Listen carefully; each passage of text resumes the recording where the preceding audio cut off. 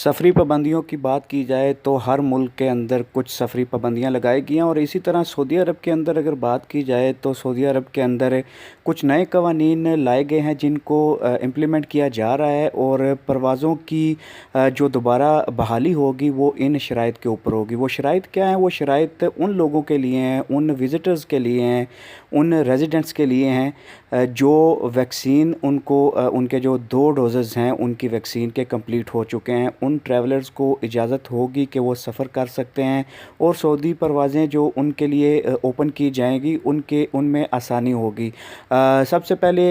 एक अपडेट तो ये है कि जो सऊदी सिटीज़न्स हैं जो सऊदी के अंदर रहते हैं उनके लिए इंटरनेशनल ट्रैवल जो था वो सऊदी गवर्नमेंट की तरफ से बंद किया गया था कि उनको इंटरनेशनल ट्रैवल नहीं करने दिया गया क्योंकि उनकी वैक्सीन कंप्लीट नहीं थी और कोविड से बचने के लिए कोविड की जो सेकंड वेव है, थर्ड वेव है, इससे बचने के लिए उनको इंटरनेशनल ट्रैवल मना किया गया था। लेकिन अभी उनको ये बताया गया है कि अगर उनकी वैक्सीन्स कंप्लीट हो चुकी हैं तो वो इंटरनेशनल ट्रैवल कर सकते हैं और वाकई में सऊदी गवर्नमेंट ने तकरीबन 11 मिलियन पीपल को जो है वो वैक्सीन लगाई है, अपने सिटीजन्स को, रेजिडेंट्स को, और अभी उनको बोला गया है कि जिनकी वैक्सीन कंप्लीट हो गई है वो इंटरनेशनल ट्रैवल कर सकते हैं। दूसरे नंबर पे वो विज़िटर्स जो इंटरनेशनल विज़िटर्स हैं और उनकी वैक्सीन कंप्लीट है वो भी सऊदीया का विज़िट कर सकते हैं, ट्रैवल कर सकते हैं, क्योंकि ये सऊदी गवर्नमेंट की अगर बात की जाए और यूएई गवर्नमेंट की बात की जाए तो इनके दरमियान कुछ ज़्यादा फ़र्क नहीं है ट्रैवल रिस्ट्रिक्शंस को लेके। दोनों कंट्रीज़ के अंदर अगर आप ट्रैवल करेंगे तो आपको